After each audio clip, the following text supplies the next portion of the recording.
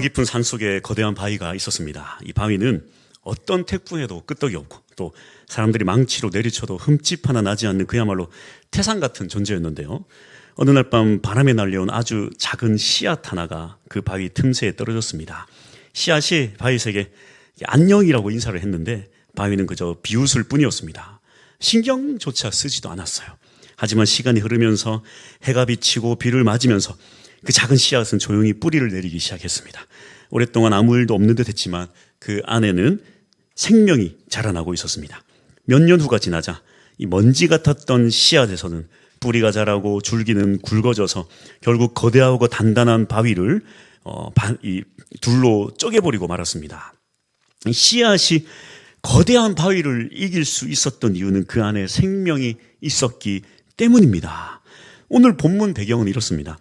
산 위에서는 예수님과 모세와 엘리야가 함께 있어서 하늘의 영광이 찬란한데 산 아래는 귀신 들려 뒹구는 아이와 아버지의 절규와 또 무력한 제자들이 뒤엉킨 아주 아수라판이 따로 없었던 것입니다. 천국과 지옥이 산 위아래를 두고 공존하는 것은 마치 우리가 살아가는 현실과도 같습니다. 예배와 말씀을 통해 성령 충만의 능력을 받은 것 같아도 또 세상을 살아가는 우리의 삶은 때로는 아무것도 되는 것이 없는 무기력의 연속일 때가 참 많아요. 마태복음 7장 16절 내가 주의 제자들에게 데리고 왔으나 능히 고치지 못하더이다. 이 아버지의 절규가 남일 같지 않은 이유는 바로 이것이 교회를 향한 세상의 외침일지도 모르기 때문입니다. 너 교회 다닌다며? 그런데 왜 너는 그 고통에 대해서 하나님은 너에게 답을 하지 않는가? 우리는 이러한 딜레마에 어떠한 답을 제시해야 할까요? 오늘 본문을 통해 주님께서 주시는 믿음은 무엇인지에 대해서 참 의미를 깨닫기 원합니다. 첫 번째 볼 것은 작은 믿음은 무엇인가? 예수님께서 제자들에게 혼을 냈던 이 작은 믿음에 대해서 한번 살펴볼 텐데요. 높은 산 위에서 예수님과 세 명의 제자가 모세와 엘리야를 만나는 엄청난 영광의 순간을 누릴 때에 산 아래에서 남은 제자들은 귀신 들린 아이를 고치지 못하고 쩔쩔매고 있었습니다. 예수님은 이 상황을 보시고 이렇게 단식하십니다. 믿음이 없고 패역한 세대요. 이후에 제자들은 예수님께 찾아와서 조용히 묻습니다. 19절 우리는 어찌하여 쫓아내지 못하였나이까? 예수님의 대답은 명확했습니다. 20절 이르시되 너희 믿음이 작은 까닭이니라. 당연히 여기서 주목해야 될 이 단어는 믿음이 작다라는 단어예요. 믿음이 작다라는 것을 우리가 어떻게 받아들여야 될까요? 믿음이 무슨 손에 잡히는 물질 같은 게 아닌데 그것을 양으로 따져서 이 작다라고 할 때에 도대체 그 작은 것은 무엇이고 이 작은 기준은 무엇인가? 그러니까 문제는 이 믿음이라는 것은 손에 잡히는 그런 물질이 아니기 때문에 이걸 무슨 무게를 잰다거나 양으로 참 측량할 수 있는 것이 아니라는 것입니다. 그래서 이 믿음이 작다라는 헬라어 올리고피스토스는 올리고스 작다라는 의미도 있지만 잠시라는 의미도 있어요. 그리고 피스토스는 믿음, 신뢰 이런 의미입니다. 그래서 이 믿음이 작다라고 번역된 이 올리고피스토스는 단순히 이것을 무슨 어떤 무게의 단위, 이 양의 단위를 나타내는 의미가 아니라 이 정확한 의미로는 어떤 신뢰와 지속성의 상태를 나타내는 거예요. 믿음이 크다 그러면 100% 신뢰하는 거예요. 그리고 그 신뢰의 지속성이 쭉 유지가 되지만 믿음이 작다 하면 신뢰하지 못하는 거예요. 지속성이 너무 약한 거예요. 그래서 베드로가 물리를 걷는 예수님을 보고는 배에서 뛰어내렸어요. 그 베드로도 물리를 걸었습니다. 그런데 주변에 보니까 갑자기 예수님을 바라볼 때 물리를 걸었는데 갑자기 주변에 보니까 막 바람 불고 파도 치고 또 바다인 거예요. 그러니까 갑자기 믿음의 지속성이 뚝 떨어지는 거예요. 그걸 보고 예수님이 뭐라고 그러니까 믿음이 작은 자요. 즉 믿음의 지속성이 약해서 금방 떨어지는 것. 예수님을 바라보긴 하지만 주변의 상황 때문에 금방 나의 모든 시선이 주변으로 다 흩어지는 것. 이것을 믿음이 작다라고 합니다. 군대에서 후임 하나가 저한테 너무 잘해주는 거예요. 막 진짜 간이고 쓸기고 다 빼줄 것만 같았어요. 제가 휴가를 나가는데 또 세상에 자기 누나를 소개시켜 주겠다는 거예요. 얼마나 나를 믿었으면 누나까지 소개를 시켜줄까. 그 누나가 이제 저랑 나이가 같으니까 이제 휴가 때니까 소개를 받으라 그래서 소개 받으러 갔습니다. 소개 받았는데 또 그 누나란 분이 세상 천사같이 자기가 꼭 밥을 쏘겠다는 거예요. 군인이 무슨 돈이 있어요? 저 돈 벌어요? 제가 쏠게요. 밥 쏘는 여자 너무 매력적이더라. 밥도 얻어먹고 그러더니 자기랑 꼭 밥 먹고 갈 때가 있다는 거예요. 거기를 꼭 가자 그래. 밥까지 사주는 자매 여자 얼마나 좋아요. 그래서 제가 당연히 내가 따라가겠다 그랬어요. 그랬더니 강남에 높은 건물 꼭대기까지 데리고 가요. 40몇 층까지. 도대체 나를 어디로 데려가는가? 도착해 보니까 세상에 다단계였던 것입니다. 제가 휴가 복귀하고 너 일로 와, 너 일로 와. 너 가만두지 않는다. 내가 막 난리를 쳤더니 자기도 몰랐어요. 상병님 죄송합니다. 그 이후부터 이 후임은 저한테 더 잘해주는데 잘해주니까 제가 마음이 혹하다가도 그때부터 무슨 생각이 드느냐. 아니야. 이 무슨 꿍꿍이가 있다 이거. 이 신뢰가 안 돼. 이게 이 올리고피스토스. 이 작다. 믿음이 작다. 믿으려고 하다가도 신뢰가 안 되는 거예요.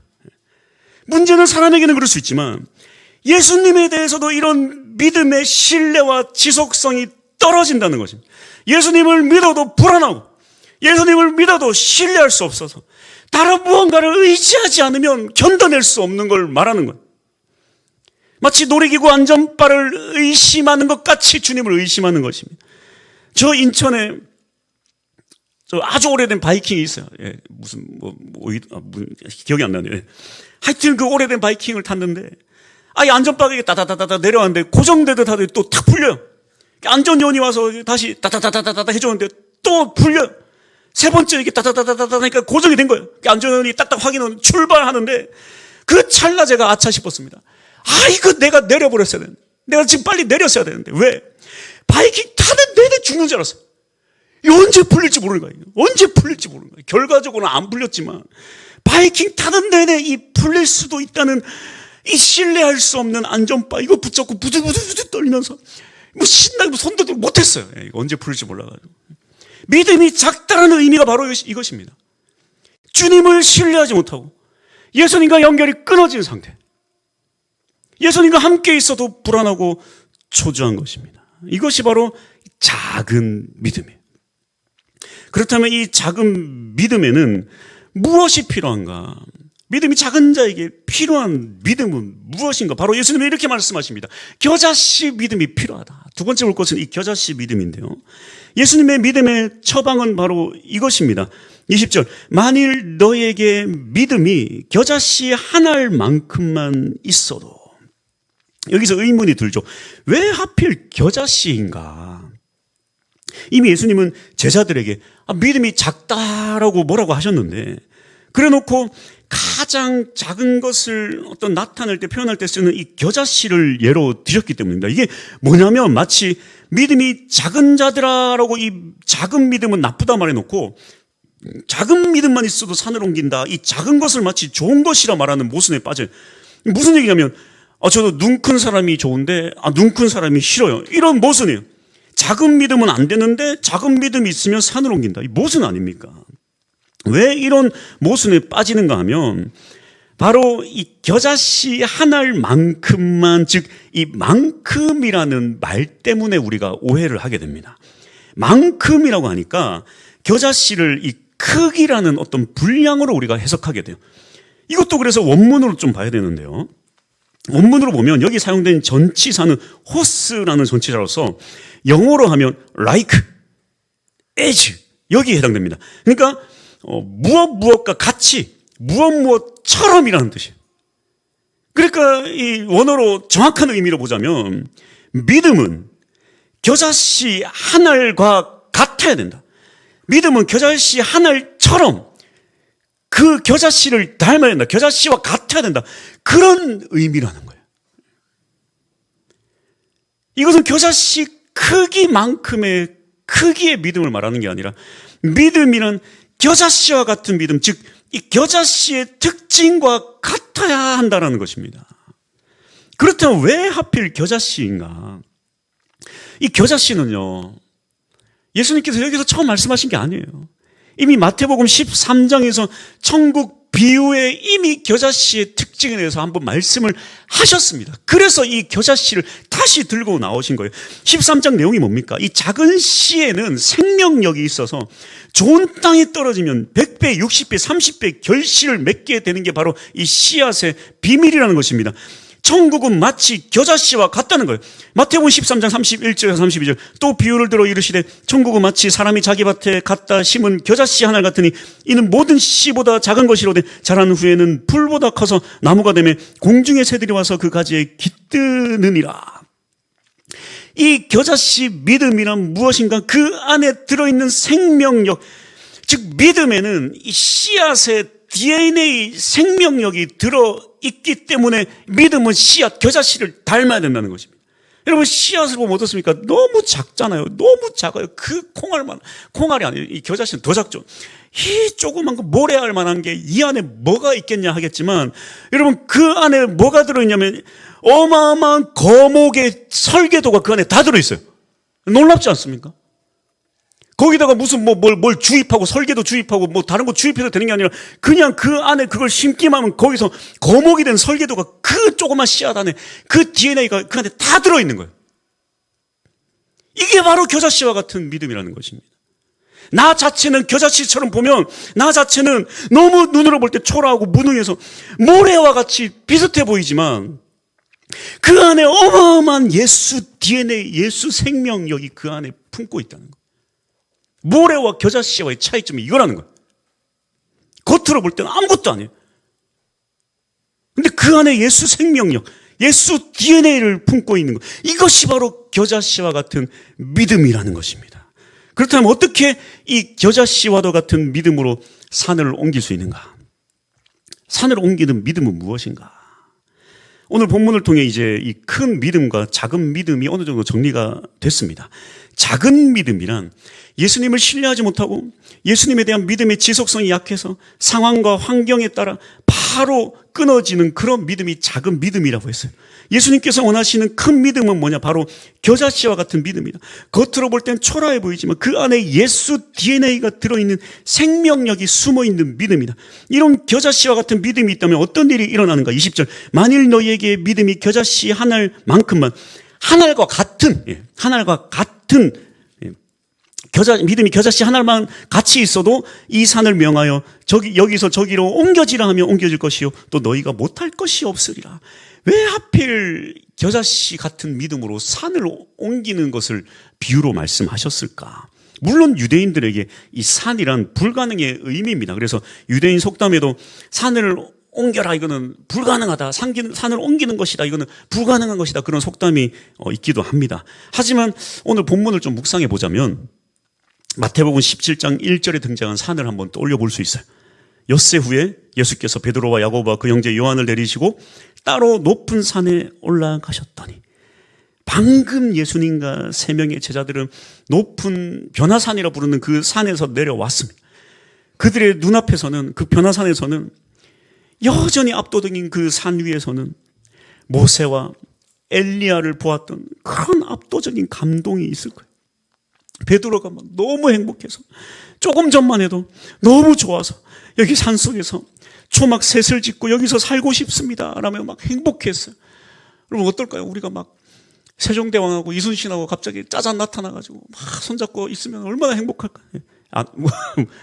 저만 그런가? 어쨌든 이 비유가 약간 다를 수도 있겠습니다. 어쨌든 그보다 더 대단한 이 모세와 엘리야를 막 눈앞에 보니까 너무 행복해서 여기서 초막 셋 짓고 집 짓고 여기서 살고 싶어요. 그러나 예수님 뭐라고 말씀하세요? 산은 세상이 어떻게 돌아가든 말든 여기서 그냥 집 짓고 예수님과 모세와 엘리야와 함께 숨어서 사는 그런 곳이 아니라는 거예요. 산은 불가능의 영역도 아니라는 거예요. 산은 이 겨자씨 믿음으로 저 거대한 산에게 명령해서 치워버리는 것이, 그것이 믿음이라는 거예요. 진짜 믿음은 바로 이 역동성에 있습니다. 우리는 자꾸 은혜 받는 것만 좋아해요. 그 세상에서 일어나는 추악한 현실을 도피하려고 해요. 그래서 아이들 수련회 갔다 오면 수련회만 생각하고 찬양만 좋아하고 교회에 있는 것만 너무 좋아하다 보니까 현실을 싫어해요. 현실을 도피하려고 해요. 변화산 위에는 어떻습니까? 예수님과 모세와 엘리야가 막 대화하는 그런 황홀함이 있지만 산 아래 내려오니까 막 귀신 설치고 막 제자들 실패하고 난리도 아니에요. 도피하고 싶어요. 은혜의 자리로 도피하고 싶어요. 그래서 막 내 삶이 지겹고 싫어. 교회 가면 막 교회 막 문제점 안 좋은 것만 눈에 보여.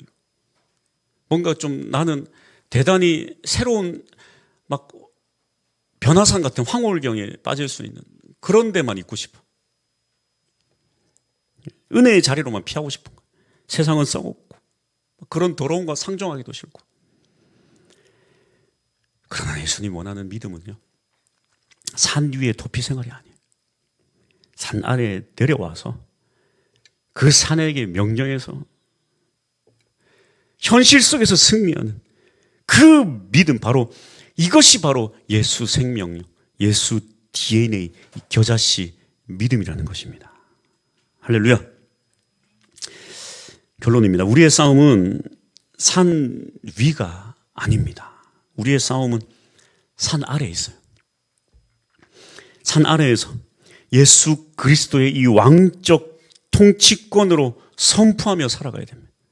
내 안에 예수 생명이 있기 때문에. 하나님 나라는 바로 이러한 나라입니다. 산 위에 세우는 세상과 동떨어진 나라가 아니라 세상 속에서 왕적 통치를 회복하며 예수 능력을 선포하며 나아가는 것이 바로 하나님 나라의 능력입니다. 그렇다면 이쯤 되면 이제 다들 궁금하실 거예요. 그렇다면 왜 우리의 삶은 이런 일이 일어나지 않을까? 왜 우리 삶은 산을 옮기기는커녕 내 인생에서 일어나는 아주 조그만 일 하나조차도 감당하지 못해서 이러지도 못해서 저러지도 못해서 좌절하고 무너지는 인생을 살아갈 수밖에 없는가? 이 산을 옮기는 믿음에 대한 오해 때문에 그래요.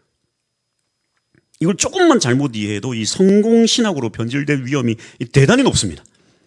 산을 옮기는 믿음이라면 좀 내 인생이 좀 내 팔자가 좀 고쳐져야 되는데, 내 인생 고치는데 좀 기도하면 막 기도가 일어나고 사용되고 막, 예? 대학 좀 합격하고 막 좋은 직장 합격하고 내 앞에 산적한 문제들 좀 처리하는데 좀 사용하고 이렇게 요술램프 같은 도구로 전락하게 된다는, 잘못 이해하면. 그러니까 그게 안 되니까 기도해도 소용없더라, 믿음 생활 소용없더라, 예? 그렇게 좌절하게 되는 거죠. 이 산을 옮기는 믿음은 종교적 탐욕이 아닙니다. 결코 하나님 나라 승리는 이 성공 신학으로 변질되어서는 안 돼요. 그래서 주님은 이 일 후에 바로 이렇게 말씀하십니다. 마태복음 17장 22절에서 23절.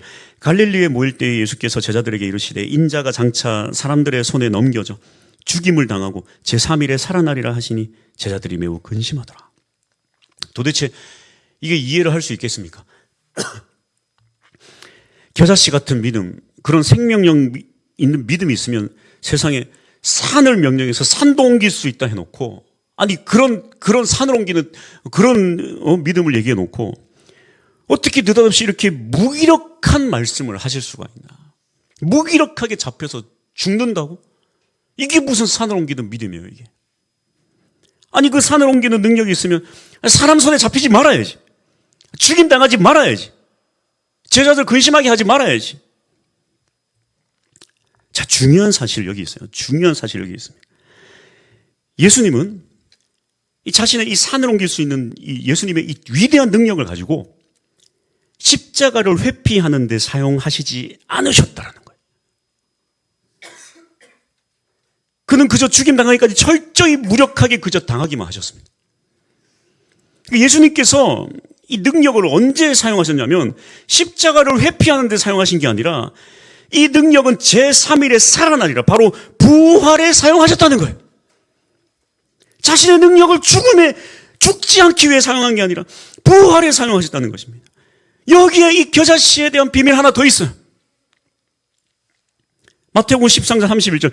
천국은 마치 사람이 자기 밭에 갖다 심은 겨자씨 하나 같으니, 겨자씨 믿음이라고 해서, 여기 이 밭에 갖다 심은 게 중요하죠. 겨자씨 믿음이라고 해서 겨자씨가 아무 때나 있는다고 해서 무슨 일이 일어나는 게 아니라는 거예요. 이게 겨자씨인지 씨인지 뭐인지 몰라서 이게 내 주머니에 들어있으면요, 이 조그만 게 있으니까 그냥 가만히 주머니에 있으면요, 평생 그냥 여기에 들어있는 거예요. 이게 아무 일도 일어나지 않아요.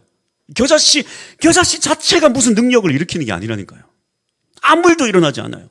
다이소에 가면 막 씨앗 여러 개 있어요. 그 포장지 속에 들어있는 씨앗은요, 모래랑 똑같아요. 똑같습니다. 아무 일도 일어나지 않아요.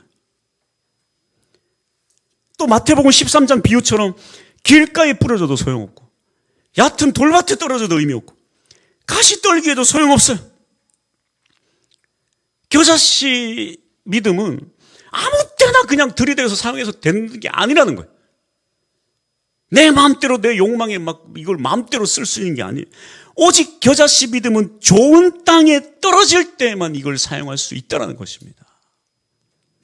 도대체 좋은 땅은 어떤 땅입니까? 그렇다면 마태복음 13장 23절, 좋은 땅에 뿌려졌다는 것은 말씀을 듣고 깨닫는 자니, 깨닫는다, 말씀을 듣고 깨닫는다라고 할 때 이건 단순히 머리로 이해하고 알게 됐다 이게 아니라, 깨닫는다 원어로 하면 시에미입니다. 시에미, 쉰, 함께, 시에미 보내다, 함께 보내다, 말씀을 듣고 함께 한다. 즉 동행, 마음을 합친 연합, 하나됨을 얘기하는 거예요. 좋은 땅에 뿌려졌다는 것은 그 말씀을 듣고 나를 버리고 나를 내려놓고 예수 그리스도와 내가 완전히 하나로 합쳐진 상태.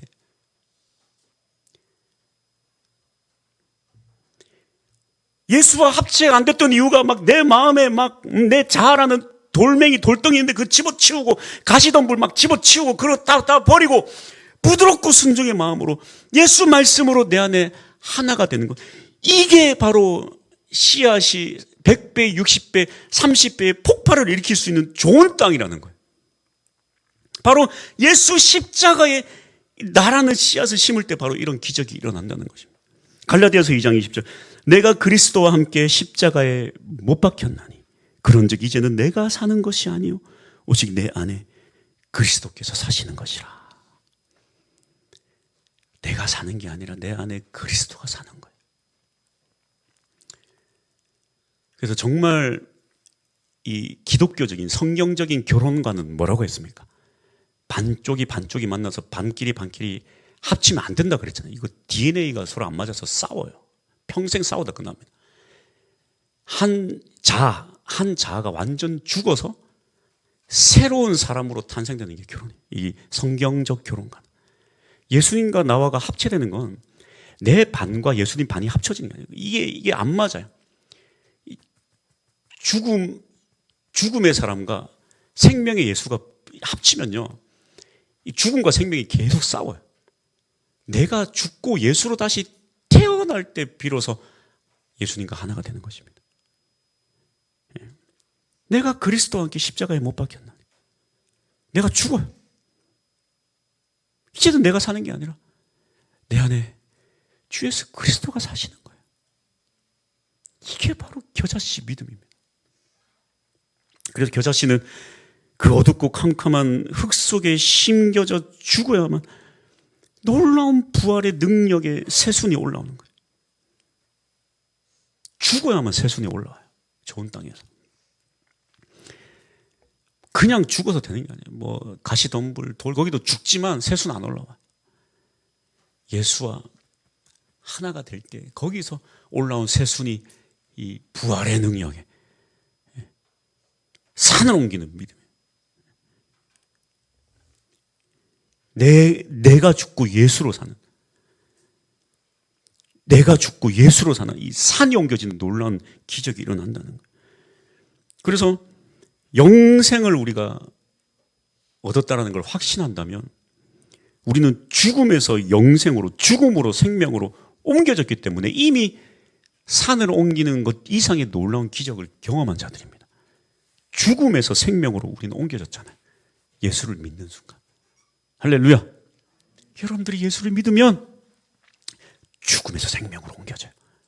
산을 옮기는 믿음, 산을 옮기는 것보다 더 위대한 믿음입니다. 이게 바로 겨자씨 믿음이에요.